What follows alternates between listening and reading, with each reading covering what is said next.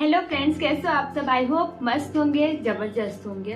दोस्तों, आज का जो वीडियो डिस्कस करने वाले हैं वो टॉपिक ये है कि हम लोग अपना प्रॉफिट एंड लॉस का स्टेटमेंट कैसे रिमेंबर रखें। दोस्तों, बहुत लोगों का ये आया था कि कंपनी अकाउंट पढ़ा दीजिए। अब कंपनी अकाउंट पढ़ाने चलोगे तो बहुत टाइम लग जाएगा, तो नहीं पढ़ा सकती मैं। लेकिन हाँ, सबसे ज़्यादा मार्क्स का वेटेज का रहता है फाइनेंशियल स्टेटमेंट वाला चैप्टर में। उसका आप लोग को बैलेंस शीट एंड P&L दोनों ही लर्न करवा सकते हो। और वैसे भी मैंने कम्युनिटी पोस्ट में भी पूछा था, तो सब लोग ने अच्छा खासा रिस्पॉन्स किया है कि नहीं, हाँ प्लीज़ आप बता दीजिए रिमेंबर करने का ट्रिक। तो आज मैं बताने वाली हूँ P&L का, एंड कल ही वीडियो आएगा बैलेंस शीट का। तो आपको दोनों अच्छे से लर्न रखना है एंड अच्छे से याद करके चीज़ों को सीख लेना है। तो वीडियो स्टार्ट करते हैं। दोस्तों, आ गए मेरे बुक पे। अब आप statement of profit and loss कैसे बनाते हो।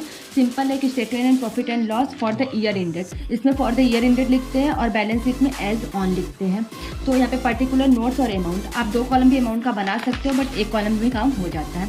नोट्स जरूर बनाना, क्योंकि एग्जाम में नोट्स के मार्क्स मिलते हैं। ऑफलाइन पेपर है तब तो नोट्स के मार्क्स जरूर ही मिलेंगे। तो ठीक है, अब पर्टिकुलर में पहला हमारा क्या आ जाता है, रेवेन्यू फ्रॉम ऑपरेशन। दूसरा अदर इनकम, फटाफट लिख लेती हूँ। वैसे फटाफट लिखने मतलब याद हो गया एकदम अच्छे से। फिर आपको एक ट्रिक बताऊंगी, इससे आपको भी फटाक से याद हो जाएगा। टोटल इनकम, फिर आ जाता है एक्सपेंस।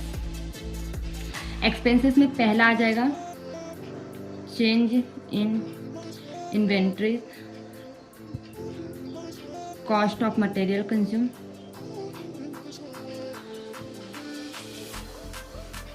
हैंड राइटिंग पे मत जाइए। Change in inventory, cost of material consume, purchase,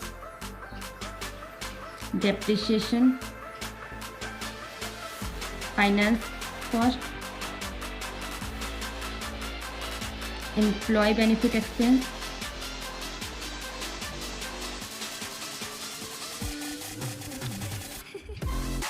other expense. उसके बाद अदर एक्सपेंस का जब टोटल आप करते हैं, टोटल एक्सपेंस, और उसमें से माइनस करते हैं इनकम में से टोटल इनकम में से टोटल एक्सपेंस को माइनस करते हैं, मतलब थर्ड में से फोर्थ को माइनस करते हैं। तो उसके बाद आ जाता है आपका PBT।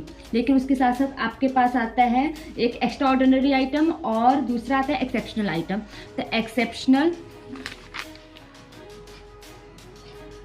And extraordinary item.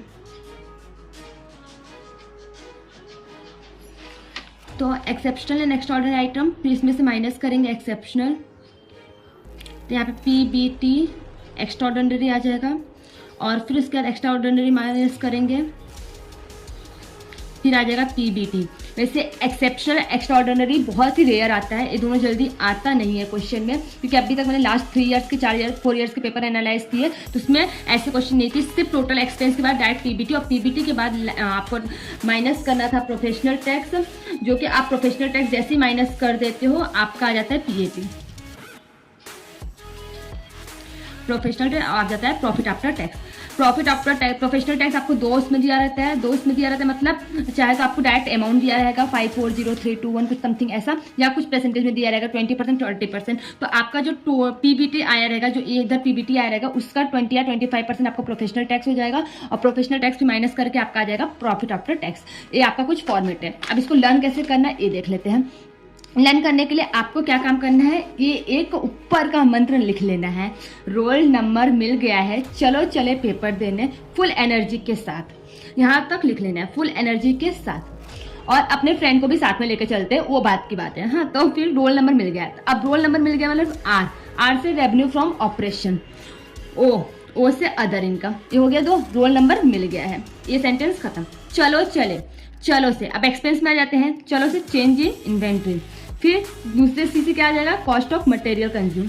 चलो चले, पेपर से परचेस, फिर पेपर देने, D से डेप्रिसिएशन, फुल एनर्जी के साथ, F से फाइनेंस कॉस्ट, E से एम्प्लॉय बेनिफिट एक्सपेंस। ये हो गया आपका पूरा यहाँ तक। आप उसके बाद और अपने फ्रेंड को भी ले लेते हैं, तो और अपने फ्रेंड के साथ चलते, इसका मतलब हो गया और अपने फ्रेंड के साथ चलते मतलब अदर एक्सपेंस, अदर एक्सपेंस। ठीक है, समझे यहाँ तक याद हो गया, मतलब आपको P&L अच्छे से याद हो जाएगा। उसके बाद आपको टोटल इसमें से इसको माइनस कर देना, आपका आ जाएगा पीबीटी एक्सेप्शनल एंड एक्स्ट्राऑर्डिनरी। ये आपको बहुत ही रेयर यूज करना है, क्योंकि मैंने लास्ट 3 to 4 ईयर्स का पेपर जैसे मैंने पहले बताया एनालाइज किया, उसमें ये सब पूछते नहीं है, बट खुदा ना खास्ता इंस्टीट्यूट का भरोसा नहीं है, पूछ भी सकता है, तो आप एक बार इसको देख लेना। एक्सेप्शनल एंड एक्स्ट्राऑर्डिनरी, तो इसमें से माइनस कर देंगे पीबीटी एक्स्ट्राऑर्डिनरी आ जाएगा, फिर इसमें से माइनस कर देंगे एक्स्ट्राऑर्डिनरी तो प्रॉफिट आफ्टर टैक्स, फिर प्रोफेशनल टैक्स माइनस कर देंगे तो पीएटी आ जाएगा। अब बहुत लोगों का क्वेश्चन रहता है मैम ये कैसे, चेंज इन इन्वेंट्री क्या होता है, ओपनिंग माइनस क्लोजिंग, ये चेंज इन इन्वेंट्री होता है। कॉस्ट ऑफ मटेरियल क्या होता है, वेजेस, मटेरियल, लेबर, ये सब क्या होता है, कॉस्ट ऑफ मटेरियल कंज्यूम होता है। परचेज डायरेक्ट दिया रहता है। डेप्रिसिएशन, जो मशीनरी फर्नीचर सब का डेप्रिसिएशन है, अप्रोप्रिएशन है, ये सब रहता है। फाइनेंस कॉस्ट क्या रहता है, किसी चीज़ का interest, bank interest, loan interest, ये सब जो रहता है। एम्प्लॉय बेनिफिट एक्सपेंस में आपको क्या मिल जाएगा, salary.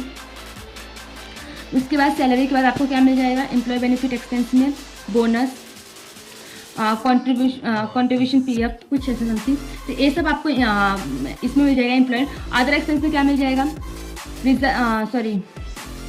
Printing and stationery, advertisement, और फिर इसके बाद रेंट, ये सब आपको अदर एक्सपेंस में मिल जाएगा। तो आपको होप से फॉर्मेट याद हो गया होगा। अगर फॉर्मेट याद हो गया है तो प्लीज़ एक बार दोहरा ले, फिर से एक बार मैं दोहरा देती हूँ, आपको फटाफट एक बार लर्न कर लीजिए और फटाफट चीज़ों को रिवाइज कर लीजिए।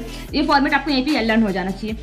Revenue from operation, O other income, फिर रोल नंबर मिल गया, चलो से चेंज इन इन्वेंट्री, और चल कॉस्ट ऑफ मटेरियल कंज्यूम, फिर पेपर देने, पी से परचेज, डी से डेप्रिसिएशन, फुल एनर्जी के साथ finance cost and employ benefit expense, फिर आ जाएगा टोटल एक्सपेंस, टोटल इनकम में से टोटल एक्सपेंस माइनस कर देंगे तो आ जाएगा पीबीटी एक्सेप्शनल एंड एक्स्ट्राऑर्डिनरी।